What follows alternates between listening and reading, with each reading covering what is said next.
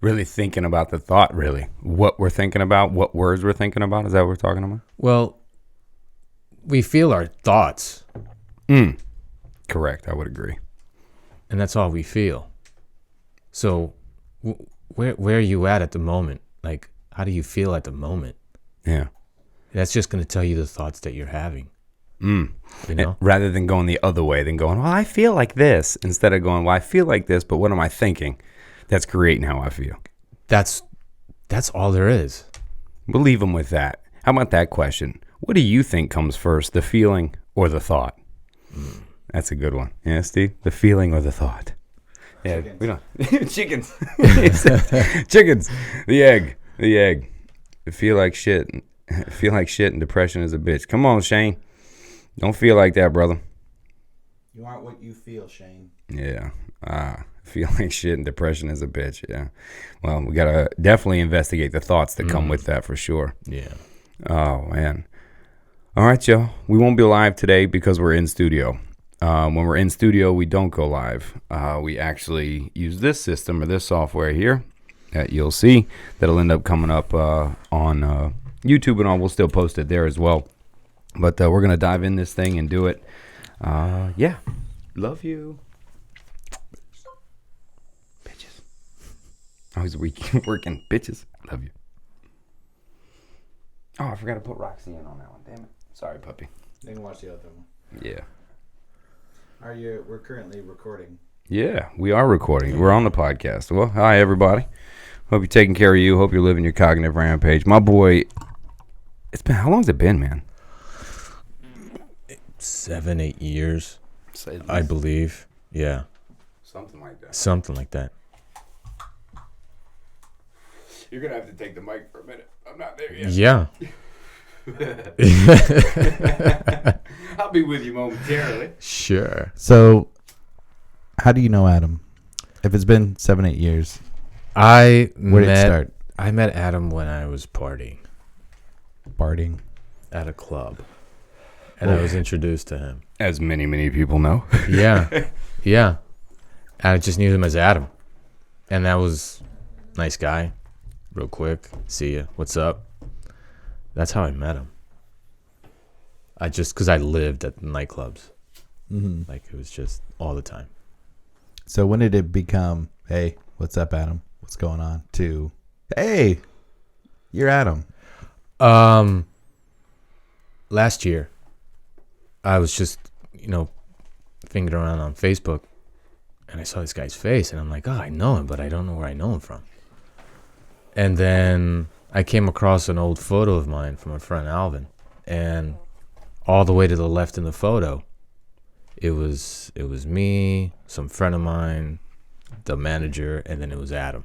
Alvin. Fucking Alvin. Yeah, bro. Man. And then I was like, that's him. That's my boy Adam. Look at this. Been a hot minute. And then I started following the show, and I'm like, man, that's so cool, man. Yeah, shit. That was 7 years ago. That was probably what, mid-Lux? Yeah.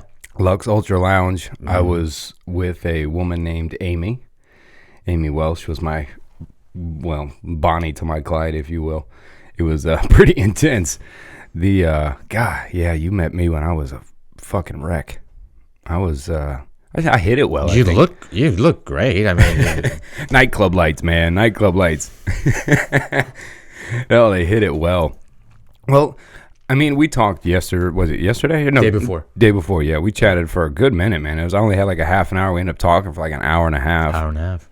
And what jumped you out, man? What happened? There's been a few people like, you remember Charlie? She used to do promotions with Puerto Sol and Victor Ramos and a couple other. It was Charlie. She was with Noah Mencia a lot. It sounds so familiar. She jumped out of the game. She's like a yogi instructor. Like, there's a lot of people that I saw, bailing, right. Just finding new. And what I see is a lot of people leaving the nightclub game, going to this personal development world, this better yourself world. What happened with you? Like, what made you jump out? Well, I wanted to fix myself. I mean, were you even aware? Did you wake up and be like, I'm fucking broken one day? Or was it just... I just, I'm like, well, all these things from my past must be why I'm doing so much drugs and going out. And so I just looked around, and, the first thing you hear is, oh, well, we can help you fix yourself. Come to our seminar. And I'm like, all right, cool. I didn't really grasp that I really was just all right. But I thought, no, it's not, I'm not all right. And then when you start getting into the self-development, the focus is, oh no, you have a problem. You have this thing, so you need to fix it. And then, but at the same time, as I was going, so they kind of give you the confirmation, right? You start to ask, am I broken? We ask those questions, and then here's self-development, self-help world starts telling you, yeah, you are broken. Well, yeah, it's because of your past. And then we need to go there and analyze the shit out of it, and then we need to keep looking at it every single day, and it just becomes a part of who you think you are. I love that nothing happened, because you were, and if not still are, you had a good job. You had your own company. I had my own company. Right. You were a tax guy, right? Yeah. You had your own company. Yeah. Look, the face it, you were what a lot of people listening really are. We had a job, we had our business, and just doing what you were supposed to do, and doing it well too. Right. And then, doing it all. So, I like to bring that up too, is because, I talk a lot about all these podcasts that you see these people come on that live extraordinary lives or took an extraordinary chance and got a little lucky, which they won't account for, and sell everybody on how to get rich or how to get to Silicon Valley. And for me, I'm finding hard relating to that. And, I don't want to say the normal person, but the Joe the plumber guy, right? Like, and girl, like, we're not that, right? Sometimes we're not. Steve is not a Princeton Ivy League person, right? And my other friend, I'm sorry. No it's offense. true, but come on. Right, but see, my point is that I can't relate to much of that. But your story is easy for me to relate to, because you started your business, you got successful, you did it well, you were the guy at the VIP buying the bottles, you were doing all that, right? And still, something it didn't fulfill it, and well, because those things I was learning was telling me, well, when you have money, you just magically, I'm just magically happy, and anything that I got going on, it just disappears, and that's not true. Because you did it. I don't actually know much about your childhood or any tough stuff or anything like that, but the fact is regardless of where you came from or what you went through, you did what you're supposed to do, and you did it well, and for the most part, yeah.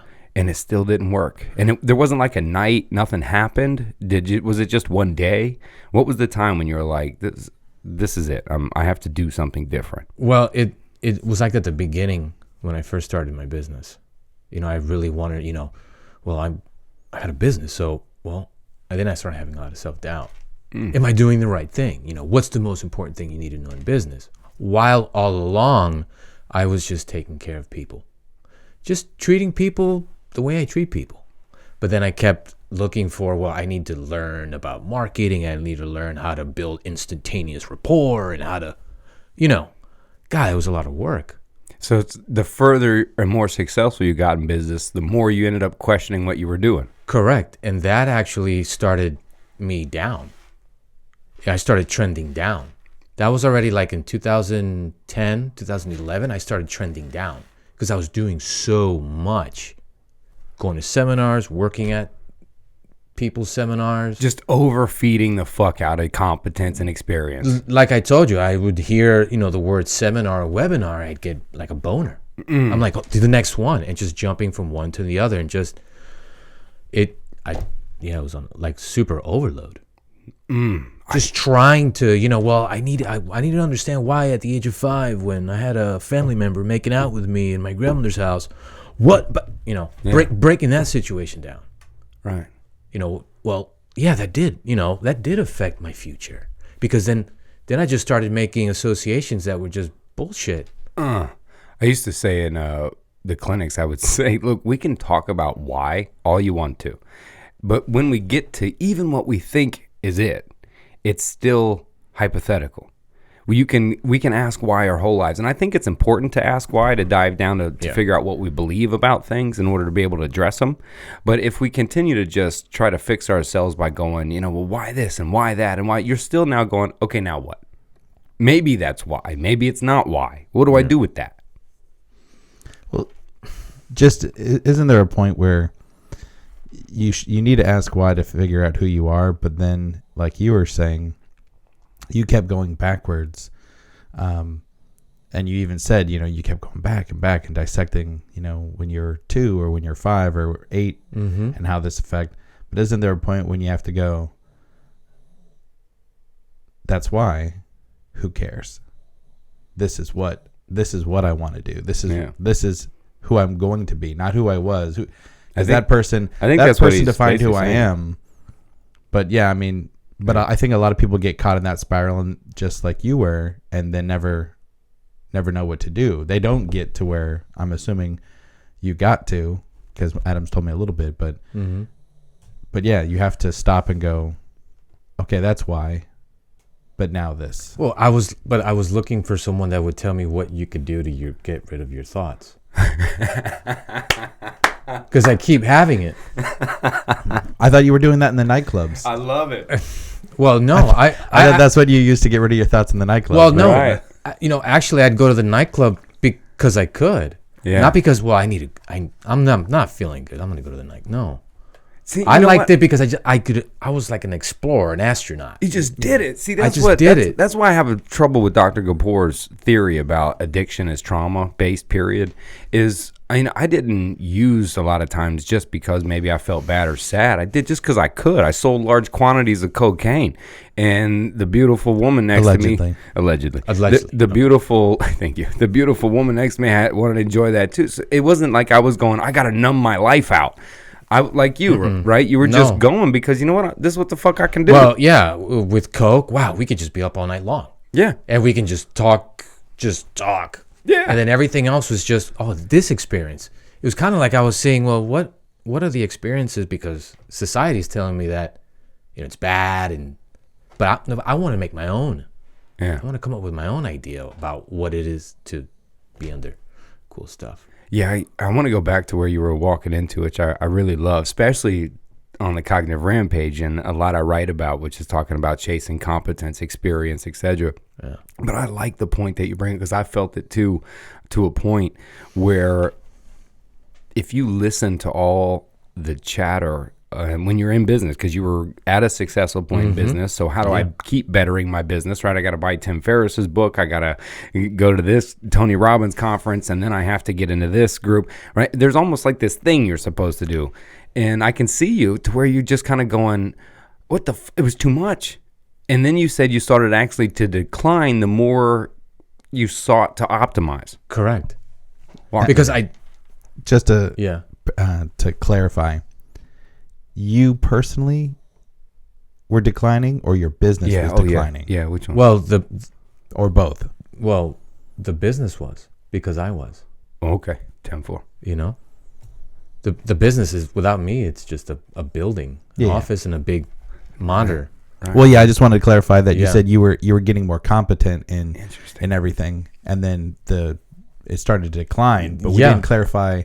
The business was declining and you were doing well, or you were declining. It was just all going to shit. It was just a reflection of where I was. I love this, man. So you went hard down the ringer. How long did you were you, let's just say, boner hopping from seminar to webinar? How long that last? About 7-8 years. Wow. You've been there's not someone that I haven't read, studied, self-development, cognitive therapy, ceremonies, spirituality, the Ram Dasses, going on trips, sitting in ceremonies, looking for, okay, well, I need something to explain, because I thought I was at one point I thought I was looking for certain answers. Like, well, I need to fix myself. Well, how can I fix myself? How can I not have a thought of my childhood? Because when I would take a little break from my obsessive compulsive learning, I was okay. And that was strange. I was like, I'm not doing anything and I feel okay. And that's where I would remember my days playing basketball, playing sports, being a kid. I'm like, man, I didn't do a lot of trying to figure it out. And I was just happy. Just being. But but every single person around me is just, oh yeah, my feelings, I get hurt. And, it's like, whatever I'm thinking is just not true. Because everybody else seems to be under a group psychosis. Whoa. That the world is coming at them. I just didn't, at that point, I didn't have my own deep seeing and understanding of what I always kind of knew, but it was so back shelved that I was just like, no, that's not true. Nah, I can't feel my thinking. Because everybody's telling me that my feeling is coming from the circumstances in my life. Rather than your thought. Right. So do you think going through that 7 years helped you reach this end of maybe being able to just be? Yeah. Because, I took myself so much, my brain just literally shut down. It just went. It stopped. And then stopping, everybody else is like, oh no, he's having a nervous breakdown and this and that. Wow. And I'm just like on a 3-day, there's no drug that I've ever done that gave me that sense of being. Like I was just in a 3-day high. I didn't sleep for 3 days because I was just hearing shit different.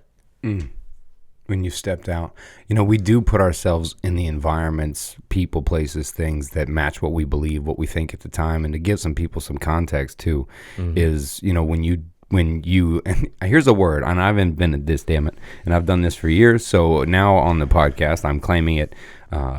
GU is a word that I use for the general you. When you talk to people and you go, when you do this, and like, well, not me. Well, no, not you. Like the GU, the general you, right?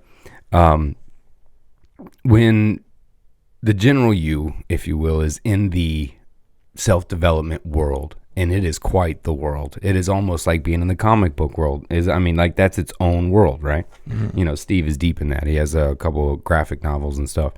And it's its own subculture even, right? And on social media, if you're liking and following these things, then you've built your social media around you to hear what you want to hear, to read the memes you want to read, the author quotes you want to see, and you build those friends around you. It tells you to. It tells you to put those people, to do it, right? So here's the other problem I have. I was giving people context that it becomes a subculture group to where everyone around you is watching you, because then you have mentors and friends that aren't yes friends that tell you things, right? So they catch you at moments change when you're not like they are. Correct. And now my squirrel thought that I used to get pissed off about is that advice about cutting the dead weight into the next year. My problem with that is in the same sentence, they'll tell you to help people. And then they'll tell you you're the average of the 5 people you're around. But if I put all that together, let's say I cut the dead weight. What if the dead weight I was helping? What if the dead weight needed me? But if I keep dead weight around that I have to help, well, then I'm the average of part of these people that aren't doing as well as I am.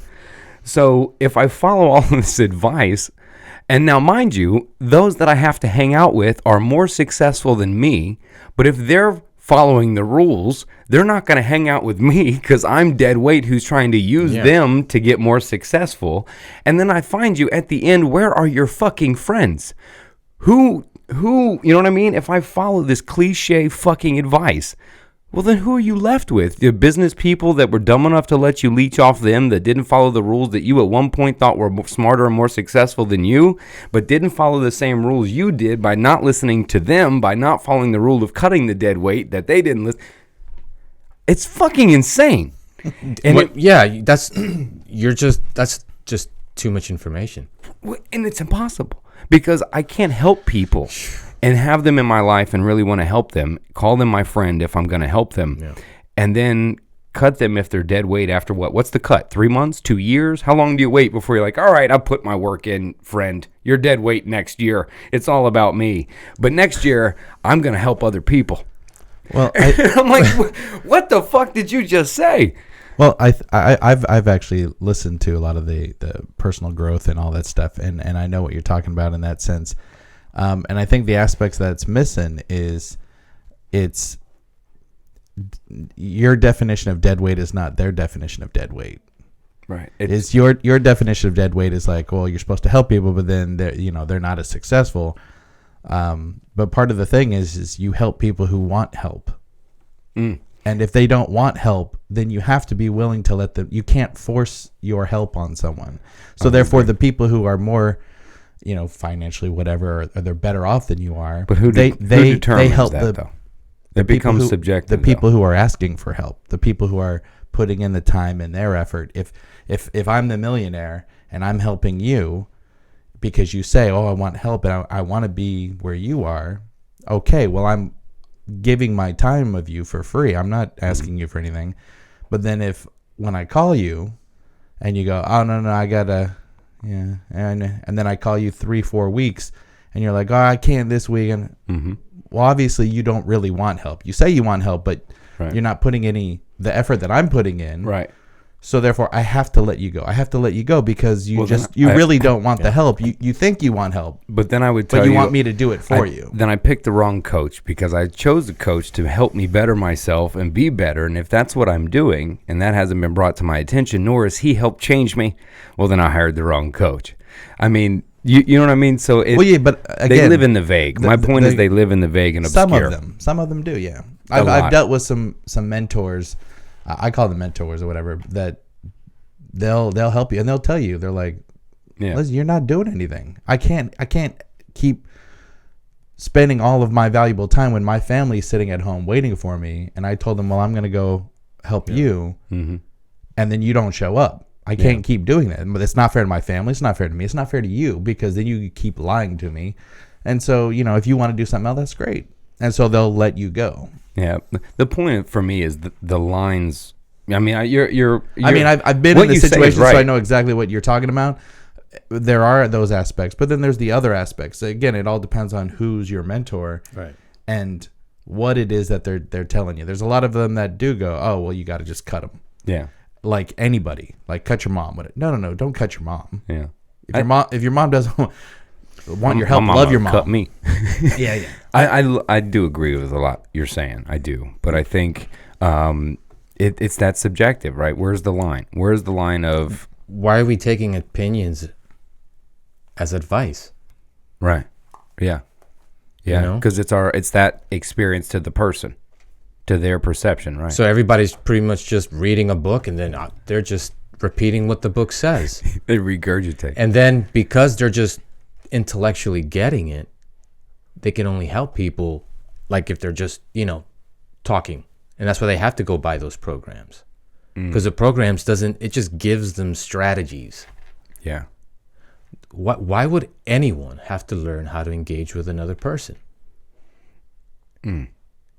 By you learning how to engage is actually what's causing the separation by you just what we do naturally. Yeah, I would agree. We naturally connect. Unless you got a lot of shit on your mind, and I got a lot of shit on my mind as to how we should, and then we're just not going to. Like teaching communication. Well, but isn't it that there's a whole subgenre. Dig where you're at. There's a whole genre, or we don't have the social interaction anymore. We aren't given social interaction. We aren't given the opportunity. Even in school, they tell you to shut up and be quiet and don't talk. 12 years.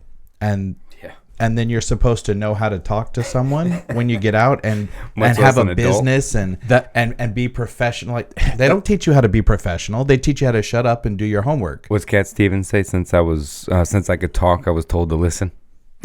That's all it is. Sorry, throwback. Well, but that's a good thing. The best, the best way to grow is to listen. But then when it's time for your time to talk, you don't have anything to say because you haven't been given communication skills or how to interact with people. So there are aspects of like, oh, well, engage and all these things. But I think some people need the confidence. They don't really need the tools of like, here's how to engage, but they need to have the like, okay, I know how to do it now. I think it's more about confidence. They have to have the confidence to do it. And most people are too shy and haven't. Well, I'll speak to that point. Like, confidence. What is confidence? Exactly. If I told you that confidence was just you have a lot on your mind was just clear and clarity, there's confidence right there. Confidence, perhaps, I would say, is confidence from is just, competence, being competent in something. Confidence is just a byproduct of you not having a lot of shit on your mind. Interesting. Well, when you have a lot of shit on your mind, you're not confident. When your mind is clear, I'm confident. Interesting. When you understand the basics of how the human mind works. Yeah, I see what you mean. Basic when principles. You're confident, you walk around more with this thought of I'm good. You have this present in the moment thought and perpetual. Yeah, okay, I'm following you. So I get it why they make money selling confidence, as if it was something that you needed to learn instead of just something you needed to understand. Ooh, look at you! I dig that. Okay, I'm walking. Keep going. I'm all ears here, man. Well, not right now, but. There's tons of how-tos. Mm-hmm. Tons. What I realized is I was just looking for understanding. Separate that difference for me, the learning and the understanding. Well, learning is you're taking something from the outside in. Okay. As if you don't already have it. Okay. As if I need to learn how to protect myself from life, from circumstances, from events. Mm-hmm. So I need to learn that when something happens, I need to make sure that I'm in a great state. You know? That I need to learn when I'm not feeling good, oh, there's something wrong. Mm-hmm. I need to do something. I need to think positive. Mm-hmm. You can think 1,000 positive thoughts. You're still going to feel like shit. Mm-hmm. And it's just a principle. Our mind is constantly ebbing and flowing. Mm. But we think it's because of our circumstances we're not feeling good. Mm-hmm. It's just our ebbing and flowing that we're associating to what we could see. I don't know if you guys dig that. I'm right with you. I'm right with you. We feel based on what we perceive we feel we should. Period. Yeah. But the understanding, I get what you mean, because I talk about there's a difference between learning and growing at the same time. Is you can learn something, but the growth comes in applying what you've learned, which is more like awareness and understanding, kind of what you're saying. Right. But understanding this, you don't have to learn it. You just understand it. Yeah. I think I get your separation here. Is I don't have to learn how to be a Muslim. I can understand it. I can understand the thoughts, where it comes from, where the scriptures come from. I don't have to be an atheist to understand it. Right. Yeah. I don't even have to really learn everything it means. But the understanding, maybe awareness is what I like better, because I can say it in most psychological theories that you go through and break down, for the most part, other than probably some more direct behavioral implications, but it's really, it's just that's what it is. It's the perception of it. It's the, I lost my train of thought when I was going in. Man, I got to bring myself back. What was I talking about? You're talking about you can understand. Oh, understand awareness. Yeah, that's what I meant. Most psychological theories, they link back to really an awareness, coming back to an awareness of either how you process the environment, an awareness to how your biological functions, an awareness to your responses, an awareness. It's the understanding of. Right. And your perceptions of the world are directly linked to your mood at the moment. Exactly. You're in a great place. Your mind is clear. Life and everything in it looks great. Yeah. If I perceive it to be. Yeah. Well, if your perception is based on how much you're not thinking about at the moment. As I said, the mind is on its own ebbing and flowing. So the excessive thought, because that if you understand neurology at the same time, whether positive or negative, a clear mind, not a lot of thought, not a lot of other words thinking. What you're talking about is anxiety, because the thoughts create anxiety. The faster the thoughts, the more the thoughts, the anxious the thought. Oh yeah, the less clear. I don't want to get there. Oh, here it comes. Here, the less confident we are. Which is just a thought. Yeah, But then being aware of the automatic thoughts, aware of the processes of the brain, neurology, biology, mixed with the thought controls, etc. And I understand, I get it. So you know what I see? You see this in a lot of fields, anywhere from anthropology to a lot of places. Mm-hmm. Is for so long we've had specialists studying that. Like, you go to school, you get your doctorate, I am a geologist, this is my study. Right. I'm a astronomer, this is my study. And they go so far down in their own rabbit holes, etc., that they only see their world or their study from their own view or their own study even. Right. And I'm starting to see nowadays, I want to quote the guy, oh man, again, Brian, is it Denning? Anyway, maybe we'll add it in there. But anyway, he started looking at all the specialists and all of the focuses, and then pulling them together, kind of saying, they're saying this, here's kind of what I'm gathering. And I'm seeing more and more of that happening, people that are gathering the groups. And that's kind of seems where you're coming from, as a person that has walked all of those seminars, walked this path, the positive thinking path, the mindfulness path, the psychedelic path. We've walked them all and kind of saying this is what they're all really boiling down to. Yeah. But all of them, it's, again, this is what I've seen for myself. Yeah. And I've understood it. And by understanding it is what made sense why I never did become a victim of my childhood stuff. Because while everybody else was telling me that I needed to do something with it, I just didn't. Now they would have said, oh, you're in denial. I just didn't do anything with it.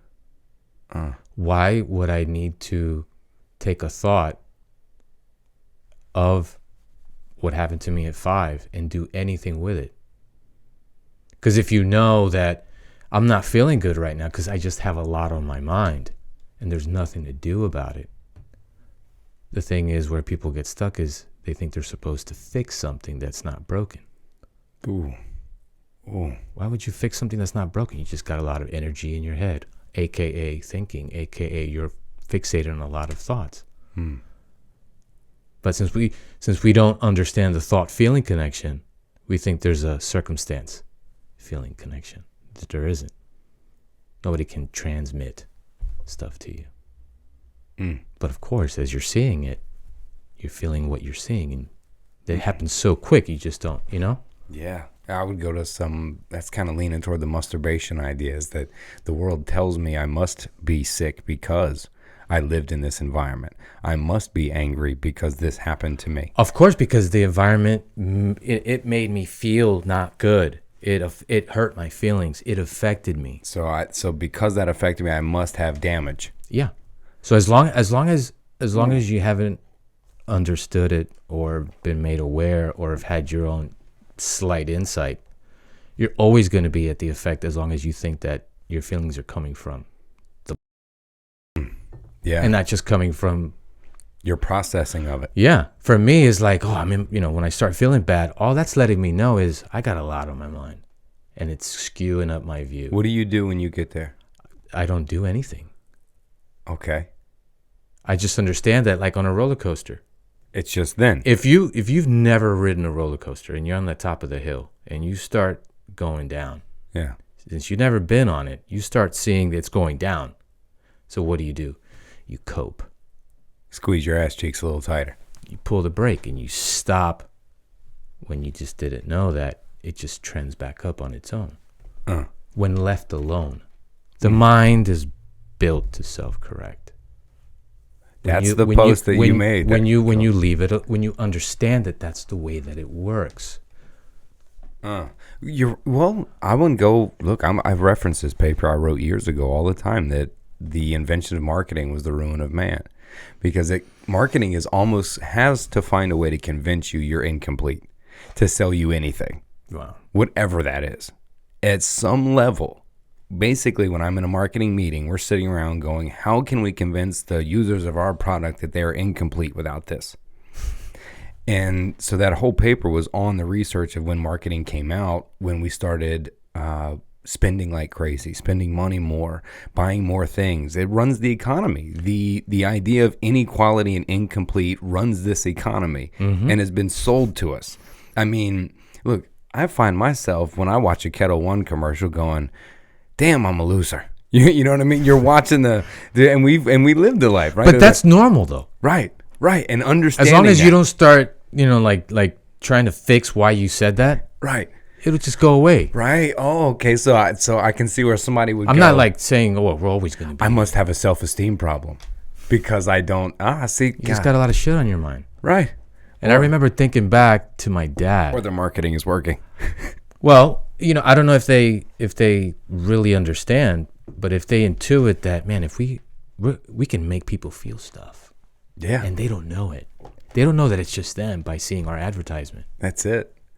It's like what is that era of beer commercials where everything looked like a Friends episode?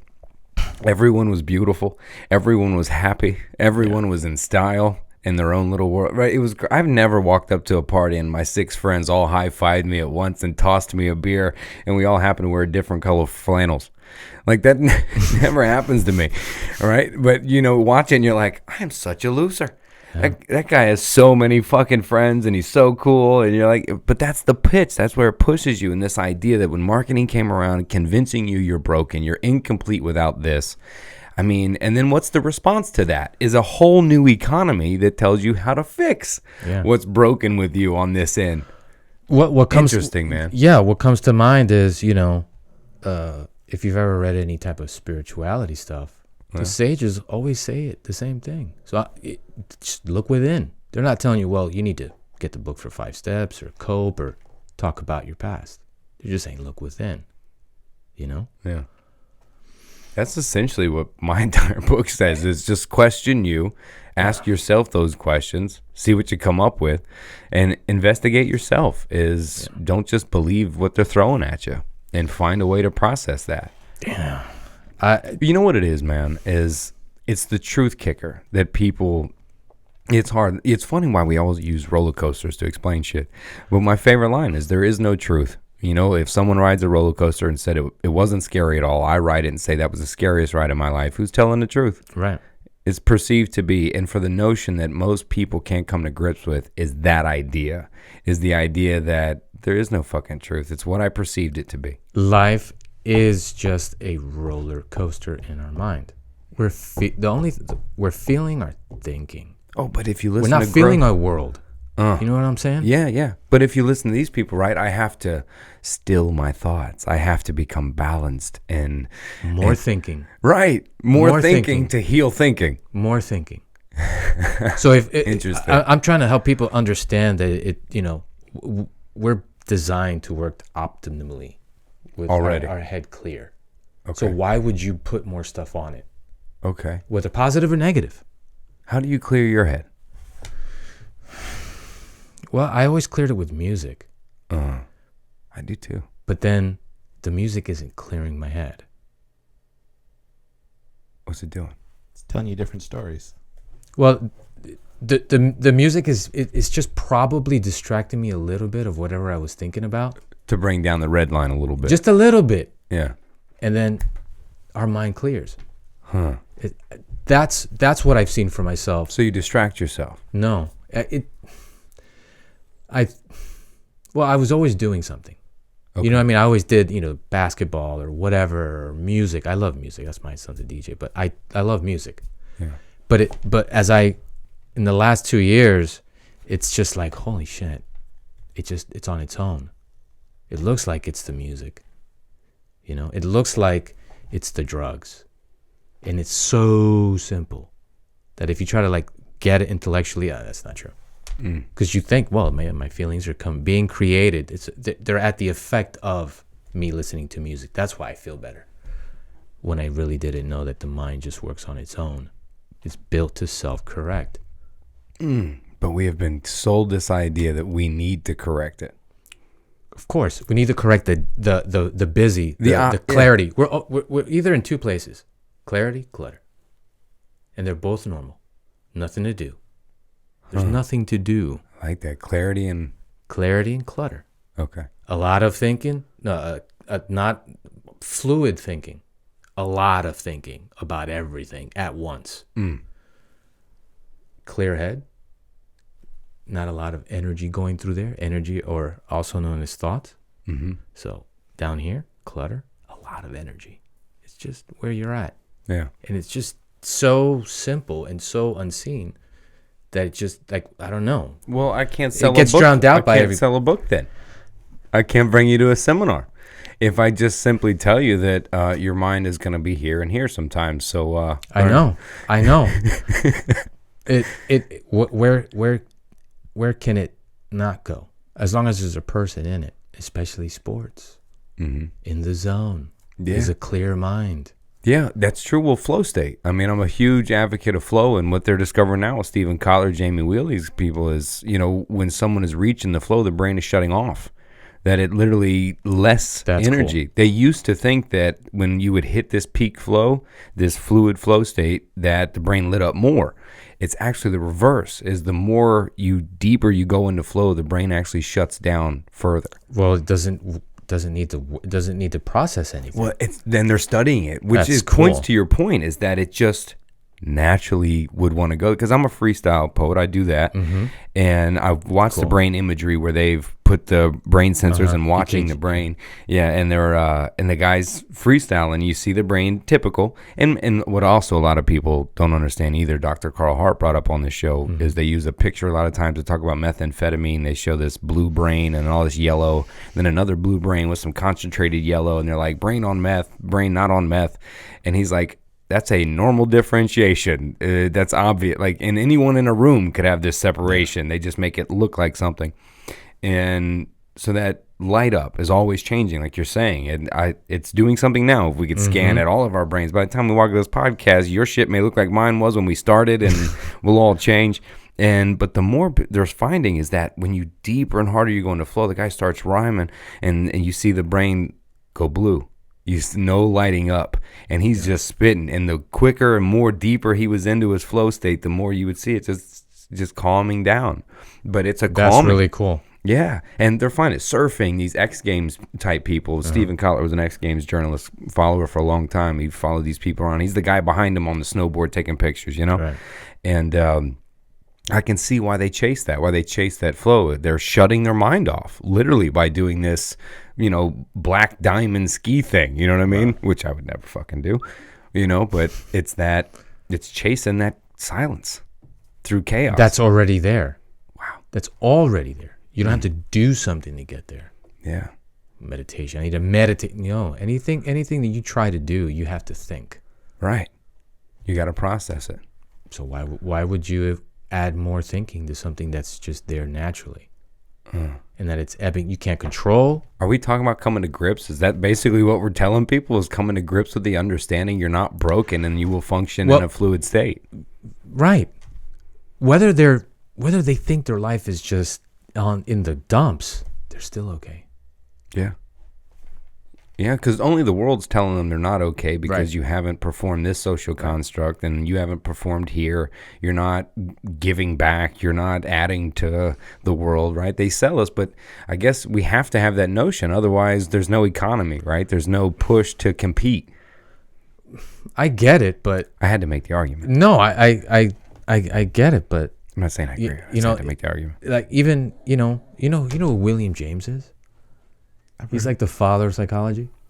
Proceed. He said, one of his quotes was, the day that they find principles to the human mind is the day that like change is going to be understood. And there's principles.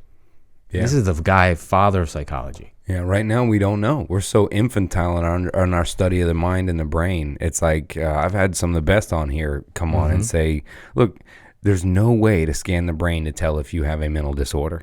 Maybe ADHD, we're getting close, but otherwise, no. We know this much about the brain, and there's fucking vast to know. And so I think what he's saying is when we understand the brain and how it functions enough in our thoughts to be able to apply direct principles, then we can do something. As you notice, when I'd say about our head being full, I didn't say with what kind of thoughts, like childhood, trauma. I didn't distinguish between a positive or a good. I just said when we have a lot on our mind. Okay. Even if that's. Why didn't you? Because it's just a thought. Still subjective anyway. Of course. Yeah. It's just energy flowing through your head. Yeah. And we put our perception filter on. That we do not have control. Everybody tries to control their thinking. Right. They try to control it. Yeah. They try to manipulate it. Yeah. Yeah, okay. I think reframing thoughts is definitely a tool in a present, but for the most part, I think the way it's pitched off to people is this idea that, you know, I can sit there and just think good thoughts, which I can control what I think. Now, I used to, some people get mad at this, when I would treat in the rehab centers, they were big on positive affirmations in the mirror. I get it. And I used to think it was creepy that you would wake up in the morning and say 15,000 things to yourself over and over in the mirror. And I said, well, what I want you to do is generally what comes after the positive thought that you say in your mind is the opposite. You go, you are a positive and strong person, you piece of shit. You will do well today. It's going to be a shitty day. And you're like, I'm going to not argue with anybody. Fuck that person. You know what I mean? That you think about. And it kind of comes. And that's the automatic thought. But I do believe that thought control is only to a point that we can then frame it. But the more important part is understanding that we're just framing it, so you can think all the positive shit you want, but you're just framing it. But also understanding, and that also means that if I'm framing it to be shitty, then I'm also just framing that too. Right. Which if we just understood that it's just thought temporarily giving us an experience. Right, that we don't have to do. Well, that's some of the best advice I've given before, and I give to myself a lot, is, you know, I've talked to even people from Dollar Mental Health Club, people I've worked with, and, you know, they've walked me through basically convincing me why they have to do something. Right. And they get to the end, and I just go, just stop for a second. You don't have to do anything. You can just be. What do you got to do? And they're kind of like, shit, you're right. That's why none of the coaching programs that I learned, I could ever do it. I just couldn't do it. What was the best one you went through? What was the one where you almost were in? You're like, I like this. I'm grabbing it. I can feel this. It was Dr. DeMartini out of South Florida, because he was the first one that I had come across that mixed psychology with spirituality. Enlighten me, bro. He's new to me. Like, I could hear him talking about, you know, how we compare ourselves. You know, when we put ourselves in the pit and we put other people on pedestals. Mm-hmm. And then he also spoke about values. Mm-hmm. But he mixed in. He sort of was saying something like, you know, that we already have the things that we're buying books about. Yeah. So that was like, okay, that it piqued my interest, but it still didn't, because it was still prescriptive. Prescription. Yeah. What's his name? Dr. DeMartini. Yeah, doctor. I meant to write that down. Yeah. You know what's interesting is I'm sitting back, I'm listening, and it just cracks me up, because if you change some of the words that you were saying, the argument that you're having is spirituality and religion. That's really what you're talking about. When I'm listening to what you're saying, is like, you have to do, you have to be, you got to do this, this, and this. Oh, like religion tells you what to do. Religion says, don't smoke cigarettes, don't have sex before marriage, don't do this.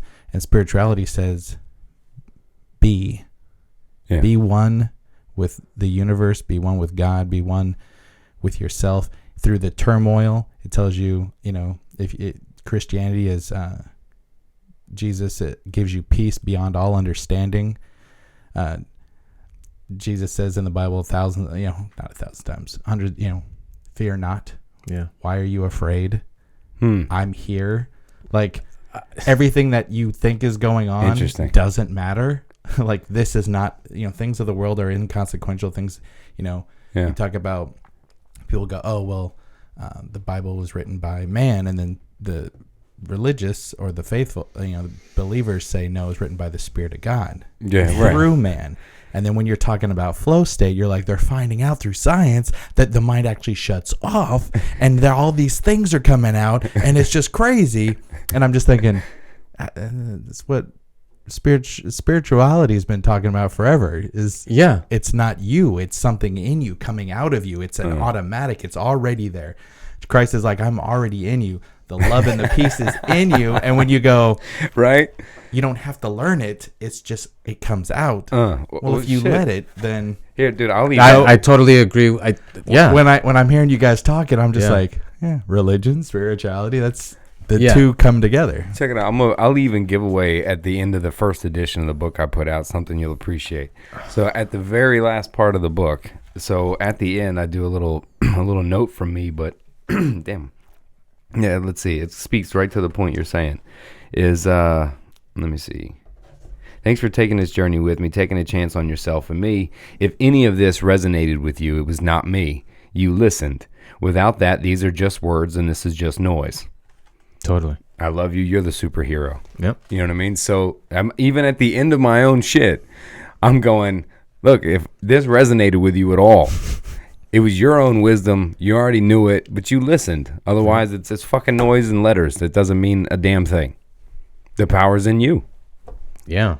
I mean, we could end it right there. Boom. You know? Yeah. Yeah. What do you think is the excessive need, though, for the human to confuse it? For the human species to go, you just don't understand my problems because this is what is the need to cloud it? Almost. It's almost like there's this need, right? You know, this need to bring in drama, this need to make it impossible, this need to cloud up what is so simple, seemingly. You know, the only thing I could say is because we just believe. We just believe the thoughts that we're having. Like there's something to do about it. Well, and you want other people to believe or understand what you're going through. That's why I think people go, no, see, because in my situation, see, there's this. So you don't want to be the crazy one. I want you to go confirm that you're crazy. I get it. That's what I'm saying. I get it. You want somebody to go validation. You're right. You should be wanting to beat your face in with a pipe because your life is so horrible. Oh, thank God I'm not you. I think some people want people to say that so they can go, see, I'm not crazy. I'm not. I am broken. They want that affirmation that they are broken so they can keep doing what they're doing because they don't. Because people have told them and they believed it or whatever. The external locus of control is if I can pin it on a reason I'm wrong. The external locus of control thought is that I basically don't control anything I think, do, believe that if I'm wrong, it's because of you, that it's all outside, that person's just lucky, I don't control. You know, it's that external, that I control nothing. Yeah, when I don't feel good, and if you're around me when I'm not feeling good. Must be you. It's you. Yeah. You're the one making me feeling when I'm just got a lot on my mind. That's a big difference from saying it's you that's giving me the feeling and it's just understanding, I just have a lot on my mind. AKA narcissist. That's right, the narcissist. That's the only reason I was wrong here is because of all of these people were wrong to begin with and the scientists were wrong. All of the research is wrong. They just don't understand because I didn't get to tell them. Yeah. And you're like, geez, wow, okay, all right, because it's not you. I got it. But then, we do have this obsessive need to cloud it and make it, I don't know, maybe, my mom's right. I love my mama, man. She's our greatest strength, greatest weakness. And I that stuck with me forever. And this idea that I think as a human being, one of our, other than the thumb, is the idea that we can assign meaning, that we can give meaning to something. Of course. But that seems like also a curse, right? It seems like our greatest strength, greatest weakness is our greatest strength is I can apply meaning to my existence, my life, that moment, this relationship, this time, that time. And a bear can't do that. A bear, this is very primal. It's very just forward moving, living as far as we know. But this idea that we can assign meaning seems to make us fucking insane. Yeah. Yeah. You know what I mean? Like literally everything you're saying, it just keeps drawing me back to scripture. Just draws me back to like things that they were talking about 4,000 years ago, 2,000 years ago. In Genesis, it talks about there were two trees in the garden: the tree of life, which is the representation of Christ, and then the tree of the knowledge of good and evil, which leads to death. And if you eat of this tree, you will surely die. And there's a book called There Are Two Trees in the Garden by Rick Joyner. And he talks about in the book, it's the tree of the knowledge of good and evil. Of knowing that shit even that exists, leads to death. It's not doing bad. It's not doing good. It's you, in your brain, knowing what you feel is good and what you feel is bad is what kills you. Yeah. I get it. Yeah. Well, I said a while ago. And when they ate of the fruit, they looked down and saw that they were naked and covered themselves. But they were always naked. So they became self-conscious. So it's the understanding. So they took their eyes off of... It's understanding, like you've been saying, I guess. They took their eyes off of God and they put it on themselves on how I'm not good enough or I am good. And then you get self-righteousness or self-loathing. Oh, like, well, I'm doing everything perfect. I must be great. Or I'm doing everything horrible. Oh, my God, I'm not worthy. Yeah. And God's... And in this, God is like, no, it's out of you. It's not you. Look this way. It's your Look this way, not at you, because what you think you are is irrelevant. Yeah, I can see God looking at me and be like, Adam, look, it's not you, it's me, all right? I'd be like, did you just break up with me? I'm like, what the fuck? No, but when God says it, it's different. He's like, no, it's not you, it's me. Like, come to me, don't focus on you. Come to me. It's not you, it's me, bro. We're like, well, welcome to the Cognitive Rampage podcast. This is your host, God. No, but I've said it before though that they had to tell story because look, I gotta assume, I don't know, it would be assuming to say that we're smarter than they were then. Maybe we've just always been the same smarts, whatever. But trying to explain something that our feeble mind couldn't understand, right? I can see God being real impatient and being like, look, I don't want to explain this shit to you because honestly, you're going to figure this shit out in like 6 million years. And other than that, let me just look, just so you can write this shit down. There was like a garden, there's a tree thing, some miraculous shit happened. You're going to be like, what the fuck? And how can we make them say that? A snake was talking. Yeah. And then a fruit and then awareness and they'll get it. They'll get it later. But and then 2,000 years later, we're like, they're fucking out of their minds. What do you mean a fucking snake was talking, a bush was burning? They were on drugs. You know what I mean? And then now 2,000 years from now, we're going to look back and they're like, they were fucking crazy. What are you talking about, Big Bang? What do you mean? You know what I mean? Or whatever it was. They're going to look back going, they were out of their fucking minds. And that's how we look back. And I wish I could see 2,000 years from now when we're looking back and they're going, they really thought it just blew up. They're just like... And when you look at either story, they're both kind of like, well, that's a little fucking crazy too. Like, I'm made of stardust and we just exploded in space and I'm here. Or maybe God just didn't want to explain it, knew we'd figure it out, and he was like, rib and dirt and together made people. And then they were like, how the fuck did that happen? He's like, don't worry, you'll figure it out in like 6,000 years. But the funny part is that the more science talks about it, the more science goes, oh, well, there was the collapse. There was a nothingness. And from the nothingness exploded everything. And that was the Big Bang. And I'm no scientist. I can't speak to any of that shit either. But and they're like, oh, but that's what it was. And then the science goes, oh, well, obviously. You're giving the Cliff Notes here? Because I was basically giving the Cliff Notes to Genesis 2. Right? Yeah. But obviously in that nothingness, obviously there couldn't have been a Cliff, by the way. He was a rich man. That's who Cliff was is. He? I've always wondered what the fuck Cliff was. But but it went from nothing to everything. And then through billions of years, now we have the galaxies. Look, I've eaten enough mushrooms. It's like those prophets were eating mushrooms. Those prophets were on some shit. Hey, I'm sorry. It's all part of the land. I've sat and listened to my boy's story when he came back from Burning Man. It was real similar. Oh, wow. You know what I mean? Paul's listening to Mark to write his verse. They're all kind of listening to their friends, but it was like, look, dude, let me tell you about my Burning Man trip 5 years ago. I got to tell you, this guy I saw. I swear to you, he's walking on water, bro. It was insane. They only had one piece of bread, but everybody was fucking eating. It was crazy. The cup never went empty. You know what I mean? I'm like, was that Burning Man? Where the fuck were you at, bro?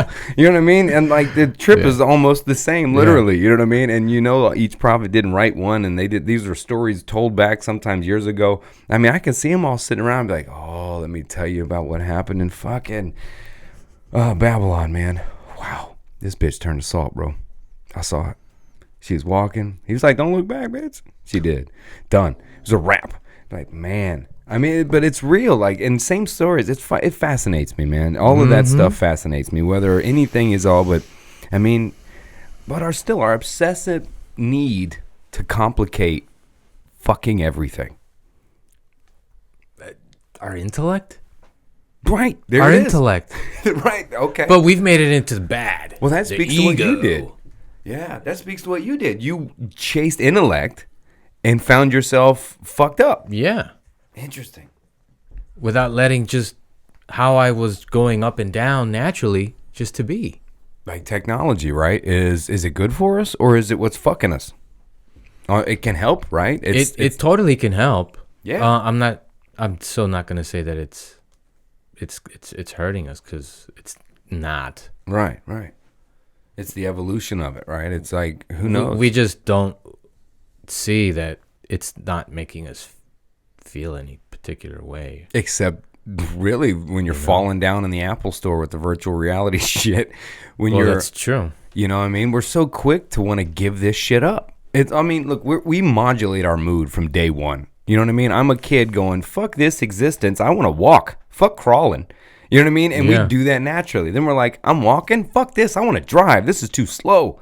We're forever modulating what we naturally can do. We have this drive to go faster for some odd fucking reason, to get higher for some fucking reason. Yeah. Like this drive to do what? To feel better. And I know it sounds so, it's so like, oh, that's not interesting. Right. I can't sell a podcast. Your entire experience of what you think is out there is happening inside of you. And it's happening by itself. Without you. Yeah. Whoa. You already have all the happiness you think when you're going to get to where you think you're supposed to go to get what you think you want to have and do with what you want with the people that you're with. Right. Now. Right now. Back when you were born, too. I saw this meme yesterday on, I almost posted it, but it seemed too dark. But for me, I laughed when I saw it. It was not a meme. It was just a comic book strip. And there was 4 at the top and 4 at the bottom, little squares. And it starts out as a baby. And then it's a woman, a bad character drawing, a comic book, your Sunday paper looking comic. And it's a baby, and then a little older, then spaces it out by like 4 decades, and then older, and at the bottom. So you see the baby, and it's like, all right. And then you see the stages with no words. And the very last one is the old lady dying. And it's like, well, that sucked. It was just like this here. Well, that sucked. You know what I mean? It's like a wrap. Like it's this journey real quick. You go through it. You're like at the end, like, well, fucking that was shitty. I just now figured everything out. Now I'm dead. You know what I mean? You're laying on the deathbed, I think, when you figure it all out. Well, so Socrates said, was it 400 and something BC, the only true wisdom is knowing that you know nothing. Yeah. Like if we would have just went like, but we can't accept. Sounds about right. But we can't accept. We don't just accepted it. Yeah, we don't know nothing. But where does wisdom come from? Is knowing that you know nothing. Right. But it's there. Yeah. Already. Knowing that you don't know nothing, and wisdom is just coming from nowhere. Which means you already have it. Yeah. Bam. As long as your mind is clear. But we can't accept as long as that. your mind is clear. Oh, no. I still don't. I still live in Section 8 housing. I'm not married yet. I don't have a career. I haven't written my book yet. So I can't have, I can't have arrived. I will have arrived when I have all my debt paid off. I'm invested and I can live for myself and start my own business. And I am my own boss and travel the world at the same time as being a minimalist.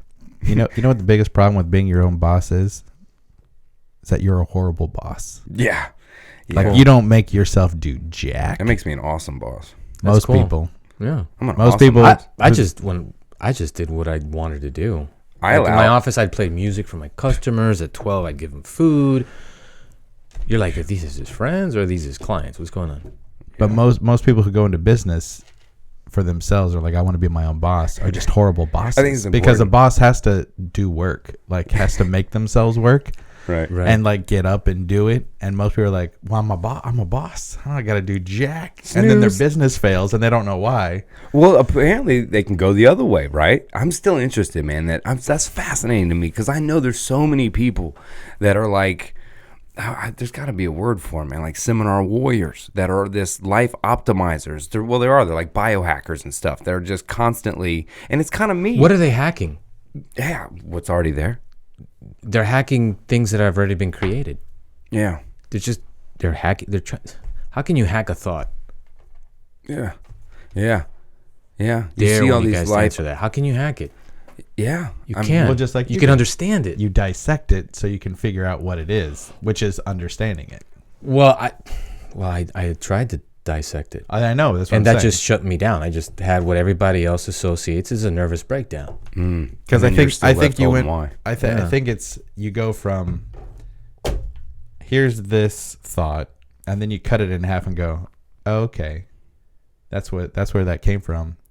But then the obsessive compulsive goes, okay, well, but where did those two halves come from?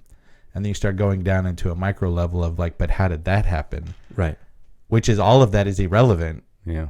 But it's now cluttered you up to where it's like it's instead of one thing, it's now 8,000 things on the table that you've got to put back together somehow. What's it like well, when you understand that there's nothing to do about the clutter, everything else is telling you, you need to get rid of those thoughts. Because you really can't do anything. And so you're trying to override a system that your psychological immune system operates on its own.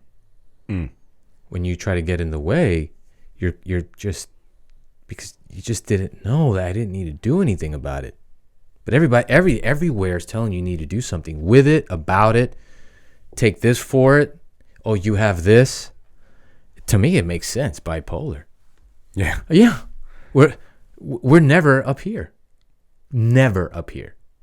I mean, we can make ourselves sense and feel like we are, but we're always up and down. And if you know that down is just it's normal, just like being up. There isn't anything to do. And when you understand that the system works on its own, however you can hear that, you'll just, the mind is just built to self-correct. It wants us to be whatever, happy, playful, loving. Well, happy becomes a construct too. I mean, it's a state of a mind in a moment. It's not something we are or become. Like humility. We're not humble people that we practice being humble or humility. Exactly. So that's where I totally got it, where, yeah, I'm just ever feeling how clear or not clear my mind is. I love that breakdown, the clear or not clear. And it's pure separation. You're not really in the middle. It's either I'm clear or not clear. No, we're not going clear here, right? You're not a Scientologist. There's just no wiggle room. All right, I didn't hear you say no. You're not a Scientologist, are you? No. Okay. It was great to see how this guy created his stuff, but no, I've went down that road. I've gone through everything. I wanted to see. I'm like, oh wow, so they're a little machine, and again, Thetas, it's just right. Theta band. Yeah. I am not backing this because they are insane cults that will find you and delete you. No, I'm just kidding, but sort of.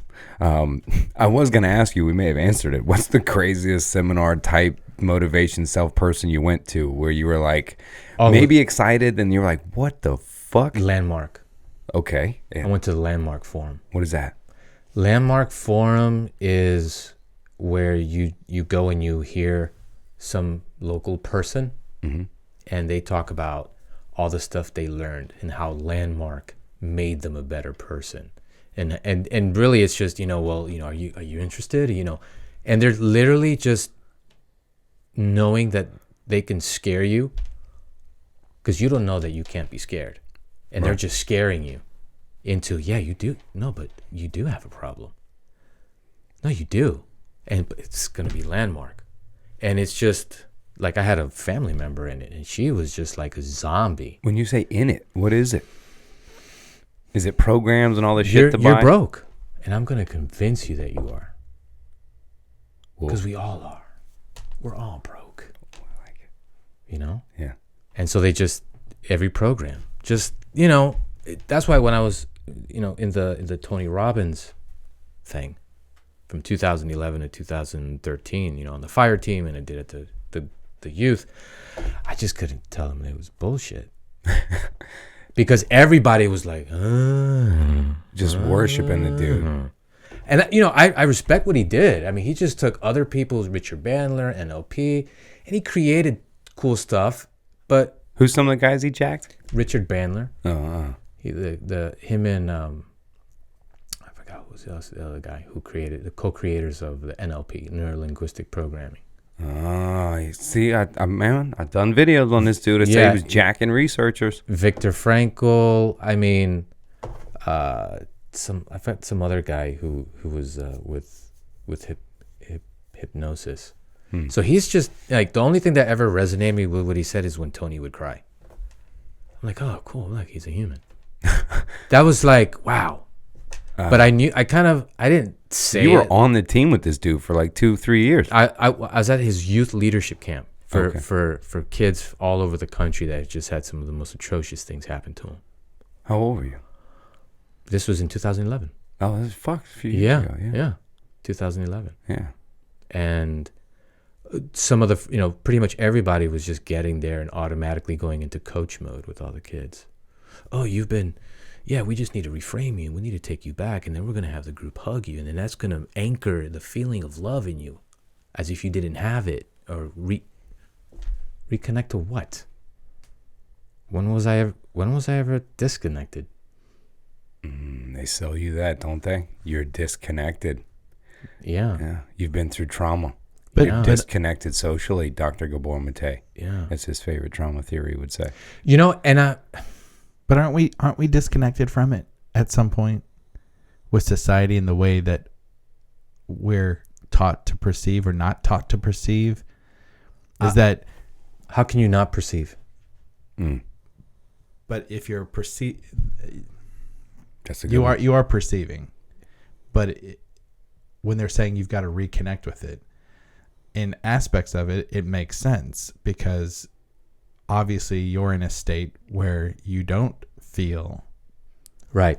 You aren't receiving, at least in your mind, your perception is you're not receiving love, you're not receiving acceptance, and because maybe you have been told your whole life that you're horrible, that you're miserable, whatever. So there is a sense of you've got to get that back because you have given it away. But if no one knows how to, like you said, let it go, clear the mind, and accept it, then it will forever elude them because they're going to be down the rabbit hole like you were, chasing their tail. When I didn't know that it was just like a principle of how it works. Yeah, well, that's what I'm saying. If they don't have that principle, then they're going to be just like everybody else and lost. And right. So like like what you just said, what came to me was like, well, I know where you're at, and I understand.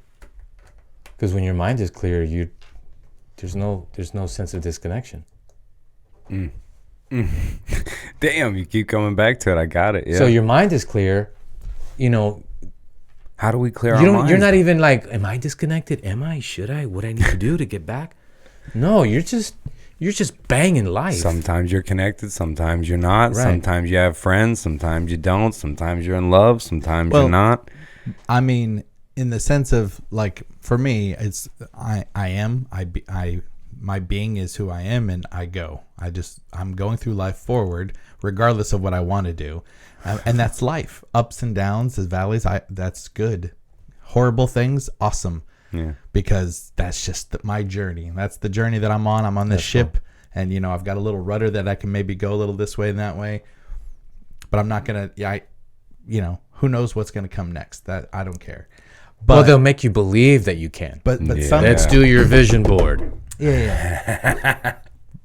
But some of those people who don't know, I assume that they feel, because I've been there before. I felt like I don't know what I'm supposed to do, and you're lost. But until someone has to impart through sharing reality. You're talking about truth. The aha moment. Who delivers the aha moment? The aha moment either comes from you at some miraculous point where it happens, or someone can go, you don't have to go through 7 years of personal development. Here's what the answer, share their story, because that's part of life, is sharing your story with everybody. Yeah. And I feel like a lot of those people, the Tony Robbins and the self-help people, I feel like a lot of them feel like they figure it out. Here's the hack, and I'm gonna share it, but I gotta live, But then maybe they get a little taken too away with that, to where now like, oh, I'm the answer, instead of, no, this has been the answer. It's always been the answer. Well, hence his last video that he put out, just to make sure. Fucking ridiculous. I'm not your guru. Yeah. You know what I mean? Even though the whole fucking thing is about him being a fucking guru and how he reaches and touches people. Dude, just the cover of that shit. I know for a fact that I can't give you anything. There's nothing I need to give you, and there's nothing you need to get from me. Now, if I've had my own experience into the nature of what it is of the human experience and how it's created, and I've seen it for myself, understood it, not read it and read it and read it. Oh, yeah, I get that intellectually. Mind, consciousness, and thought. Yeah, we're alive, we're awake, and we're aware. Anybody can do that. That's why if you look at kids are the perfect example of where we can be at any moment. Fuck yeah. One moment, and here comes the world is amazing. Take away something from them, they're crying. I mean, it's a total shitstorm. Yeah. We're making hot dogs. They're back. Yeah. They didn't cope. They didn't learn how to get out of it. They didn't reframe their thought. They didn't need to talk about it. I need to get this out. They didn't reframe their thought. You know, it's not where the issue is like just everywhere is because we don't know. It's because we do something about it, and we just keep hitting the gas pedal in the mud. Holy shit, man. I dig it. I dig what you present, man. And for all of those fucking people, man, that walk down this fucking personal development world, I understand. I see it. I see what you're talking about, man. The one of the guys that he kind of uncovered it, and he had his own enlightenment. He said that, like, the moment after he had that experience, he turned around and looked at his wife. He says, "We're going to change the face of psychology and psychiatry from here forward." I was like, wow, that's cool. But not because he did it. Not because, no, it's just like, well, because everybody's got it. We're born with innate mental health. We have a psychological immune system. Yeah. You know? We don't just have a body immune system. Our mind is made to clear, fill, clear, fill, clear. Well, dude, this takes me to the addiction issue I have, is convincing the people that you have a brain disease, because you see that. You see the hardcore 12-steppers convince them. That sounds so like, wow, oh, that's true. Yeah, they convince you have a brain disease, you're born this way, et cetera, even though none of that's provable by any sense of the imagination. Like I already said, there is no test scan that goes, oh, look, you're an addict. We can tell by this brain imaging. I mean, this doesn't even exist, but they've convinced people that your brain, but they forget your brain, when you do a lot of drugs, your brain will get fucked up. But if you stop, your brain will fix itself and also be able to bring itself back. Mind you, stroke and, head damage and shit like that hasn't happened. Oh, shit, I'm messed up now. Right, you're right. As long as you haven't stroked out, get 17 head, hits in the head, etc., that you've looked out, the brain will correct itself, but they convince you that you're powerless over drugs and alcohol, you have a brain disease, and the only way about that is to have a higher power that's greater than you, and go to these same places with the same people talking about the same things, even though we tell you to change your people, places, and things. Yeah, go to the Himalayas and find yourself. Right. Well, and I don't mean to beat up either on just the 12 steps. They all do. We all have our own. I'm defending myself because I'm going to get shit for that. The funny thing about all of that is they go, you're powerless and you can't. Now don't. Right. If you do this, you won't. But do this, though. You're powerless, you can't. But if you do this, you won't. That's just, which means you can. You're capable. You're not powerless because you have something in you that will then go, no.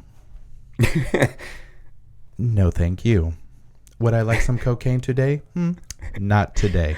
And if you just say not today, then you will not do it today. If, I know there's lots of withdrawal symptoms and things like physical things that will make people want to, but there is a somethingness of, if you have the desire, you can accomplish it. Right. And the same, because what you're saying is you're focused. A lot of them tell you that you can't do anything because you're broken. So here, do all of this. And you won't be broken, or you'll still be broken, but you won't do those things that you. But we told you that you can't stop yourself from doing. You just be so busy. I love it. You're in your back of your mind. You're hearing the play. I'm really listening to you guys. Yeah. And you're like, you're gonna have a lot of shit to do. You're just gonna be really busy. And that's essentially what 12 Steps is doing, is keeping you busy. You go to meetings, you go to people, you write the stuff down, you do your affirmations. It's keeping your mind busy. I'm an alcoholic. No, you're not. Yeah, I agree. You just thought that the good feeling that you were getting from alcohol was coming from the alcohol, when it was just coming from the momentary thing where your mind just took over and said, oh, boom. And you're associating it to the alcohol. Well, when you're associating it to the drugs. When your mind shut off and you had fun. Because I literally had no, I wasn't pondering anything. I wasn't trying to figure anything out. The alcohol killed the brain cells enough for you to go and just have a good time. And then you like that feeling of not thinking and just having a good time. Well, so you keep drinking. There's a great point, though, because what we're all really looking to do, right, is get off of work, go to our relaxing thing, right, go on the vacation, go on the job. Also, we don't have to do what? Think. Right? We're all just trying, I'm going to go to the beach today, and I'm just going to not think. I'm going to just lay there.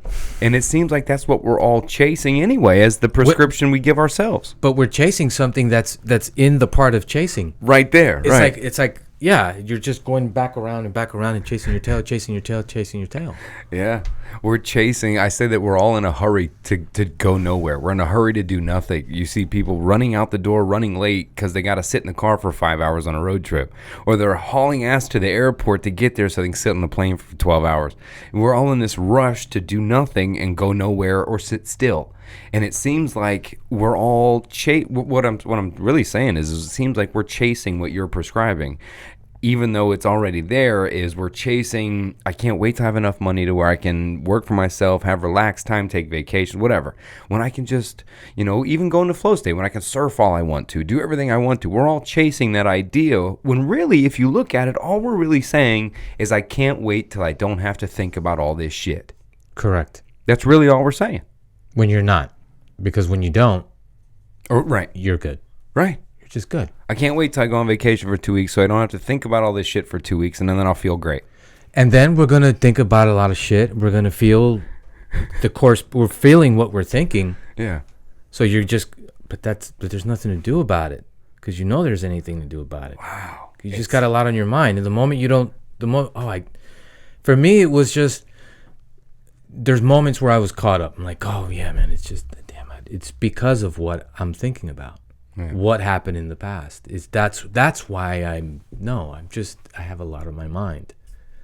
So Tony seems like the farthest one you got into. We talked about a couple outlandish ones. Were there a couple too that have stuck with you? A couple things that maybe you pulled out of any other speaker or whatever? Well, maybe since you've been 7 years, spent all the money on all the big names, and even worked with the big names in their programs, what's like one or two that you would say, you know what, I'm glad I got this pebble or this tidbit. This was cool.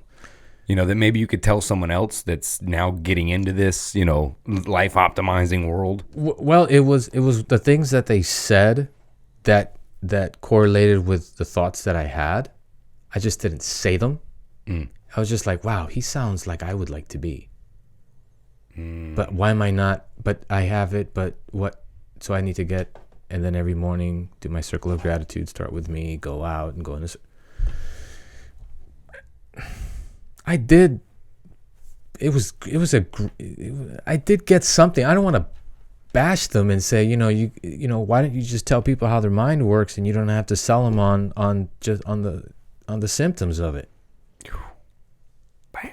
Well, but then that's assuming that they know. Bam. Exactly, but they have to know. But they can't know. If he is making a program where he is taking, and he knows that it's just the people with the stories, and then he has what he's called the breakthrough. When what are they realizing? Everything that I came here to work on, it was just thought.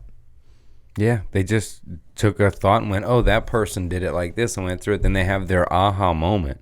Right. But really, the aha is self-created anyway. Of course. So we could technically, if they know, then we could create our aha when we change the perception to create our aha if we want to change what we believe. Right. But most people won't face what they believe or even know what the fuck they believe. And behind that is our perceptions are totally based on our mood at the moment. Yeah. Yeah, if you've been broken up with, I'm going to think things that will make me feel sad because I think I should, based on a construct that tells me in movies and everything I've been shown that if I have a break, I'm supposed to cry and be sad. Yeah, but you're just not supposed to do anything about it. Right, you can't call them. Right, you have to just, you do. I have to move on. I got to get in shape. I got to get back out there. Right. Then again, because I got to fix it. We don't know. We're just experiencing a temporal thought storm. Whoa. So, I'm way backing you up here. I'm validating you here by this shit. So even again, it feels so scary to a lot of people because they feel like just when they end the relationship, or I'm just using that because we're on it, is then I have to do something. When you don't have to fucking do anything. No. But so wow, here we are back to the idea where feeling we have to do something about anything that is broken to begin with keeps us from changing anything to begin with already. Because it's not broken. Holy fuck. And we're just getting in the way and slowing the whole system that's running on its own perfectly all the time. Birth, death. So just basically go off what you're thinking, move on that, understand that they are thoughts that move through you. That's it. Oh, man. And when you have a lot of them, you're not feeling well. And you're just saying it's that. Or you're looking for the thing so you can drink it so you can make it feel better. I write in the book, bro. You know why? Because humans don't want to fucking be wrong.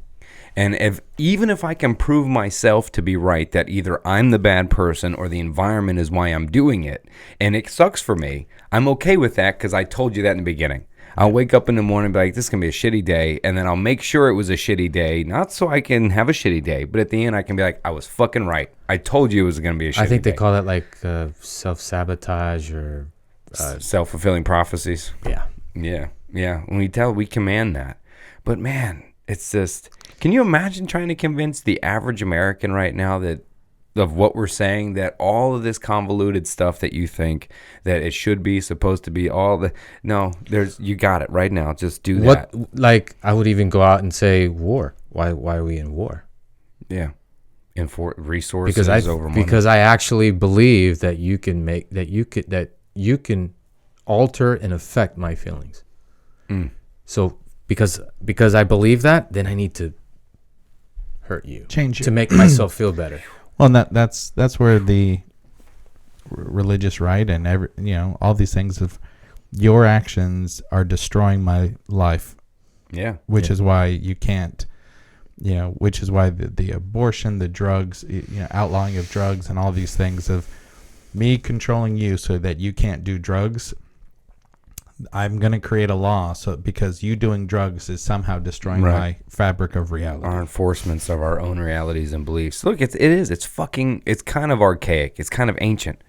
You know what I mean? Isn't it? To have like this enforcement of a belief of what is right, what is wrong, what is supposed to be, what shouldn't be. Yeah, but if you don't know how it occurs, where it occurs, and if you don't know how something works, you're just making up how you think it works. Which we do. And then that's what you're feeding. That's what we do. You hear them go, well, I know. I'm just who I am. And I'm not saying something that you guys don't already know. Mm-hmm. I would agree. And you know what? I hear that a lot when I hear people talking about religion. Like you said, it's back to that. It's like the preacher saying, I'm not telling you nothing that you don't already know that's not already there. Well, and that's what, there's tons of people who they'll say that. And, there's even stories I've heard from like the 30s and the 40s where a preacher went into a town, to evangelize, whatever, like in Africa, middle of nowhere. They'd never seen anybody. And he felt like God told him, don't tell me about them. And he's like, I'm a preacher. Like, you sent me out in the middle of freaking Africa and you don't want me to talk about you?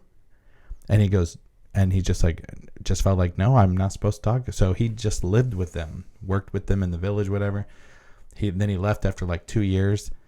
And then like 4 or 5 years later, another preacher came and is talking about Jesus and God and on. And the villagers were like, oh yeah, no, we know. We know. And they're like, how do you know? You said I'm the first one who's told you about this. Then they're like, because there was a guy here who lived with us for 2 years. told us all about him. Yet he never spoke. But they knew. But they knew. They knew everything that he was saying. They're like, no, it's in here. We know. Well, you just literally took what I was just about to say. It's like that's Steve, why I don't. Steve does that. That's why I don't talk about. Why would I talk about something that I just know? That's why I don't talk about God or none of that stuff. Yeah. Because I don't need to keep rehashing it to try to remember something that I never forgot. You know? Well, but isn't part of sharing so that you can connect with the other people so they know that they're not alone, that they're not, it isn't. But you can be with them, but you need to tell them. No. You know what I mean? It's like kind of like the first guy that hung out with the village. One of my favorite quotes is by Saint Francis of Assisi. Oh yeah. And in the scripture says, "Go into all the world and preach the good news to everyone, everywhere." And eat mushrooms. You and your mushrooms. Jesus is a red mushroom. But Saint Francis of Assisi, he adds on, "Go into all the world and preach the good news to everyone, everywhere, and if necessary, use words."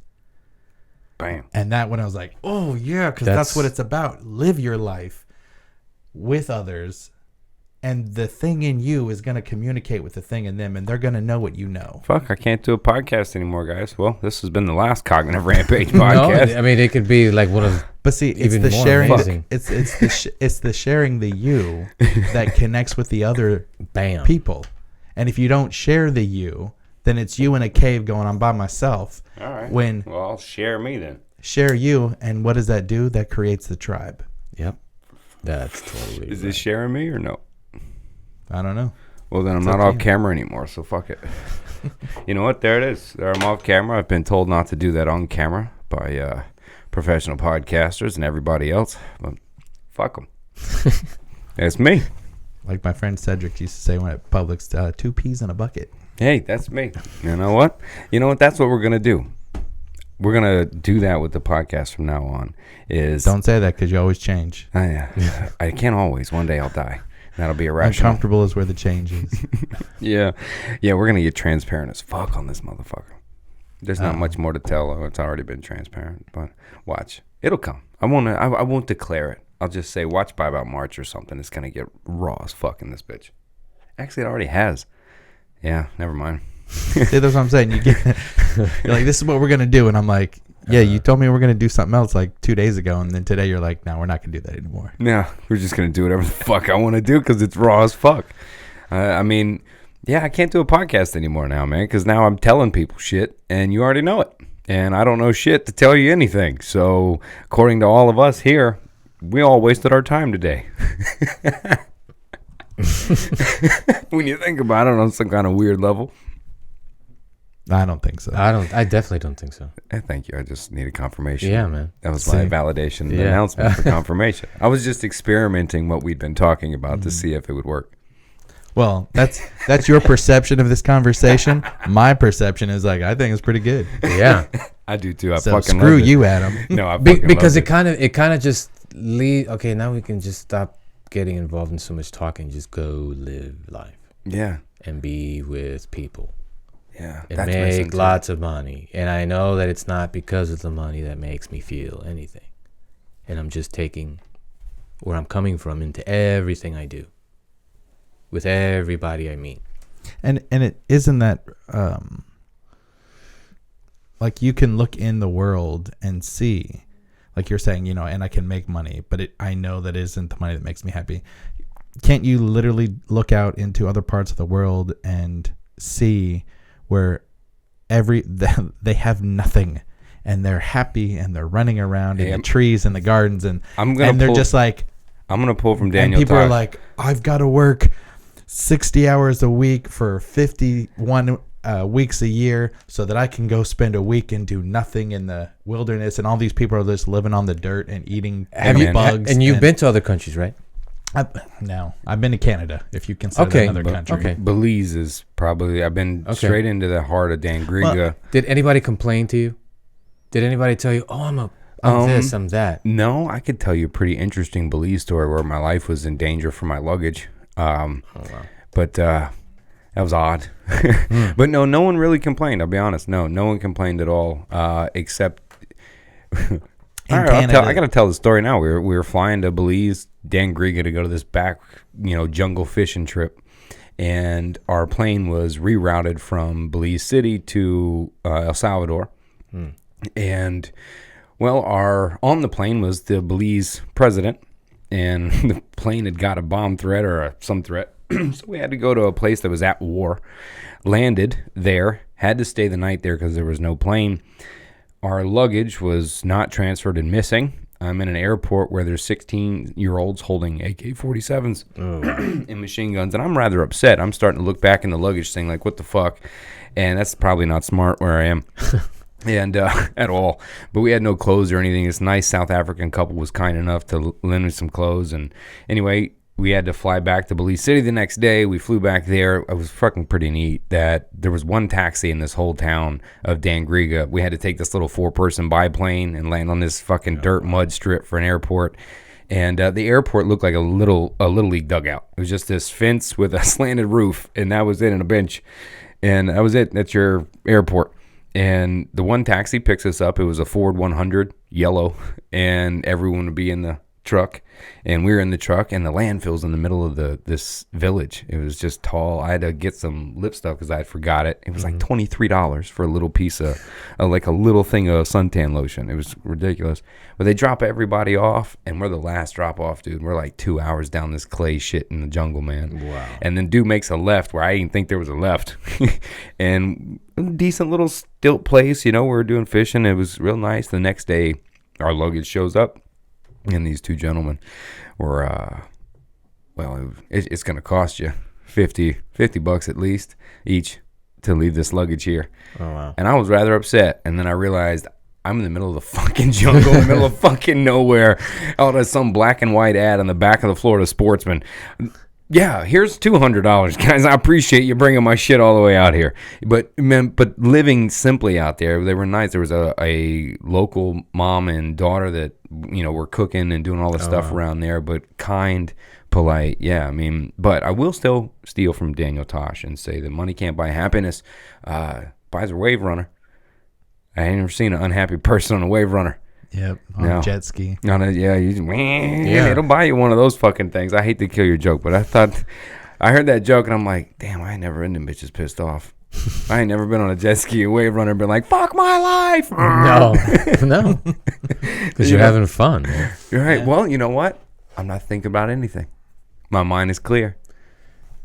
Or as clear as I can make it doing 60 across the water. Now, don't get me wrong. I was, what you just said, I was doing that a lot at some point. Yeah. What am I thinking? Am I thinking because of this? And I had a thought police going on. Yeah. Ooh, I like it. Thought police. Thought police. I was like, nope. I call it a garrison in the book. Wow. And then just from staying and just understanding it and listening to someone in the 3P community and just the what? The 3 principle community. All right, you said that shit like a cult, bro. I think I'm supposed to just know that shit. Oh, no. Yeah, so just listening to them is just like, okay. What's the 3P community? Well, it's a community that came from a guy that I had mentioned before, that he had an enlightenment or an epiphany. Who? Sydney Banks. Okay. And he just started articulating. He was, in a conversation we had over the phone, he was a 9th grade welder. Wasn't looking to make his life better or nothing, and he just started articulating. When I first ran across who he was through someone else, I had never heard it before, and he already been doing it and talking. And there's places here in Central Florida that are completely 3 principles based. Gulf Breeze, it's an addiction center and recovery, rehabilitation. Okay, that's all they do. There's been communities in Miami that were like crime-ridden, poverty-ridden, and I think back then there was a guy named Dr. Mills. He was one of the first 4 psychologists that had totally just like, oh yeah, psychology is not right, and they went with just educating. Yeah, describing. We're damn right. Right. Damn fucking right. I like these dudes already, man. Yeah. So what are the 3 principles, though? Mind, consciousness, and thought. Now, this is obviously something you picked up going through this rabbit hole, right? That is what, I was like, well, what? Because when I heard the guy named Dr. Aaron Turner on a Jamie Smart video say, we all have innate mental health. That was it. I shut the video off and I listened to who he said, and I just started listening to it, and it didn't make sense. Like, okay, yeah, that's. I was just like, yeah, like I was just knowing it. Like, yeah, that's true. Yeah, I didn't have to ponder it. I just knew it. That was true. When I heard the, share the things that they shared, and especially when it comes to thought and feeling. So those, I got the first three. It was mind, consciousness, and thought. Damn. Which are the three principles to how we get to experience life. And what I've seen, what I can, I can share about what it sounds like to me. Mind, consciousness. Right. But the thought is where I really, we're alive, we're awake, and we're aware.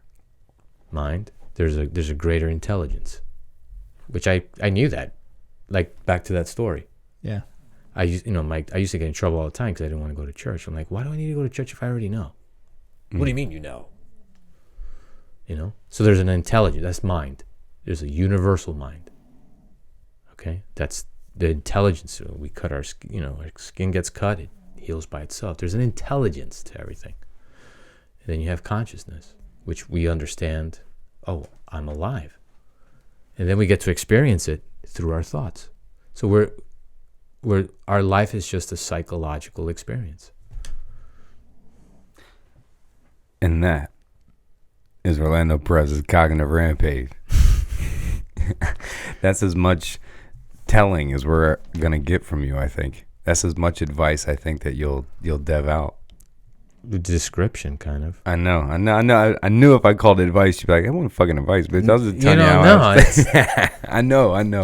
I was painting you in that corner, man. No, man, this has fucking been good, man, and I dig this. We will continue this conversation more frequently. It was fun. Yeah, I love it, man. I'm so glad that I got held back in kindergarten for talking a lot. That was the only reason I got held back in kindergarten. I used to talk a lot. Oh, that's the only reason I started a podcast. No, it isn't. There's some injustices going on, and I needed to talk a lot. Yeah, totally. So fuck it, man. I appreciate you giving me more shit to think about. Oh, man. Now we gave you less shit to think about. That's right. It gave me more shit to think about, which means I have to think about less shit, which is hard because now I'm thinking about more shit to not think about. But guess what? You can still think about it and you're still going to be okay.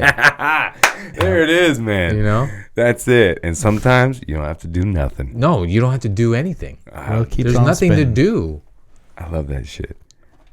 I love it, man. You want to shout out to anybody too? Because we're going to just take the audio from just both of you guys. I appreciate the time, man. You guys rock. Fuck, we're going to do this more. Awesome. You guys are really cool. It's cool to see a different... we're still nightclub lighting kind of in here too, right? I'm waiting on the waitress to be like, hey, hold on. We're going to do a bottle of... No, I'm just kidding. Dude, thank you for doing the show, man. It's going to do a bottle of Coty. Oh, yeah, totally. Yeah, it's actually, totally he's been drinking it too. Yeah. I should show the thing. Drink my Coty. Go to drinkmycoty.com. Alfred, thank you for the last hidden gift, by the way. Appreciate that one. Love you much. But drink my Coty. I put it in my green shakes in the morning, actually. That's when I mix it up, when I do like all kinds of stuff in it. And this mixes it up for me. And I drink it before I go to bed. Some of the people that I do give it to drink it to start their day. I don't know. It's mushrooms. Who knows? It writes all kind of stuff. But what I love most about it is the water has a 2.6 pH level. Basically, it's clean as it gets. And for me, I'm sensitive about my water, so it's really clean. He just happens to throw probiotics in there just to do so with the mushrooms. He's not telling you that this is some full set probiotic you need for your life. He just, when I say he, Alfred, him and his people down there, everybody involved, they just like clean water, and why not throw some beautiful mushroom probiotics to make your stomach poop a little better, That's your tagline. Just like Dollar Mental Health Club is coming soon. We're trying to get that launched out in February. Maybe March when you finally see it full bore right now. But Dollar Mental Health Club is coming. You'll be able to go to dollarmentalhealthclub.com. Right now, just a splash page. But email us, actually, if you're interested in being a mental trainer for Dollar Mental Health Club. Email dollarmentalhealthclub@gmail.com, your resume, and put in the subject line, I want to be a trainer, so we know it's you. But we'll be talking to people as we grow it in February, and I still love the tagline that I use for it. It won't be official. It's not official. And excuse me, but Dollar Mental Health Club, fuck insurance companies. We're trying to find a way to change the paradigm of mental health or mental training, give people easy, direct answers, not reflective things in ways to, tell me how that makes you feel. It's basically pretty inept, really, after this podcast and talking to Orlando on this one. That pretty much. Sorry about that. No, it's all right. People are still going to need it, and still need tools and strategies, though. But it's coming out. What do you think, Steve? You think we'll make February? Manifest it, man. That's the secret, right? That's some bullshit. We'll just manifest it. That's the only word I know from them. I have no idea. That was awesome. That was on point. That was good, man. I love it. It's like they tell people that you didn't make it because you didn't think about it hard enough, or you got to manifest it and believe it. I want to talk to a lot of MMA fighters, be like, you only lost because you didn't believe it enough.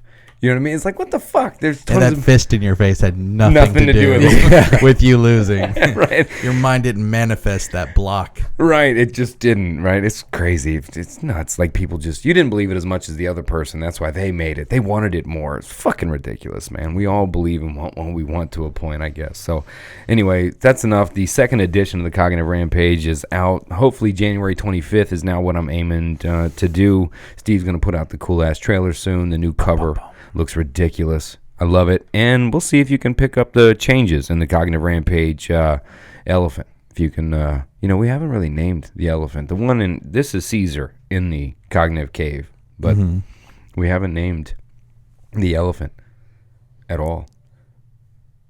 No clue. All right, maybe somebody else will name the elephant. But anyway, the new cover comes out, and I'm going to try to also have the audiobook recorded and put out by the end of January, before January's over. I've been telling everybody the audiobook's coming out in January, but I got to finish the second edition, which, dude, there's been some cool changes, actually. Chapter 15 is no longer, and so this is why I don't trust you when you say we're going to do this. No, because in like 15 days, you'll be like, oh my God, dude, you have no idea what just happened. And I'll be like, yeah, I knew. I knew this was going to happen. The book, man, I went through it. Look, I got it out so quick. There was some cleanup and edits that it needed, but that healthy core routine that's in there actually has been removed and changed because I found social constructs that I was enforcing through my own belief systems. So I had to check my own shit of what I was putting out here and change it, because to truly be that authentic dose, it has to come from you, not me, and what you discover, what you believe. So the second edition, chapter 15, is all but gone and reconstructed, and it's beautiful. It's going to be a much cleaner read, a lot of less squirreling, where you know me on a podcast, I'm doing it now when I scroll left and I'm talking about over there and over here. But yeah, I wanted to get it out so fast, dude, that there were like 2-3 more rounds of editing it, minimum it needed. So also, I do want to let people know, if you bought the first edition of the Cognitive Rampage, send me picture proof. Email us at cognitiverampagepodcast@gmail.com. Send me that picture proof, and I will send you a free electronic copy of the second edition. So if you already own the first edition, just send me picture proofs that you got it, smile, whatever. Email me, and I promise you I'll send you a free electronic copy of the Cognitive Rampage second edition, because if you bought the first one, I'll give you the second edition because it's only been a year. Cool? Is that all right? Cool. Can I do that? You can do whatever you want. Fuck yeah, it's my job. I'm my own boss. I'm a terrible boss. But yeah, where can people look you up, man? At my Facebook right now, just Orlando Rene Perez. Yeah, type that in. You'll see him smiling, beautiful Cuban man. Yeah. You got prettier. I got uglier. It's fucked up. I don't know. Yeah. No, you look younger. Do I? You told, yeah. Before? I thought you got rid of all that weight. Yeah. You look like a big. I was like 240 then, dude. 230. Yeah. I was a hefty. I was a big, thick kind of dude. How old are you, Billy? 35, bro. Wow. I'm 41. Yeah, 41. High five, 41. Bam. Got a bunch of old fuckers in the cognitive cave. Well, this kid's signing off. I appreciate everybody listening and coming on. You'll hear from Orlando again, yeah? You'll come back on? Totally, man. Appreciate you. Appreciate you paying attention. Hope you're taking care of you. Hope you're living your cognitive rampage. Love you.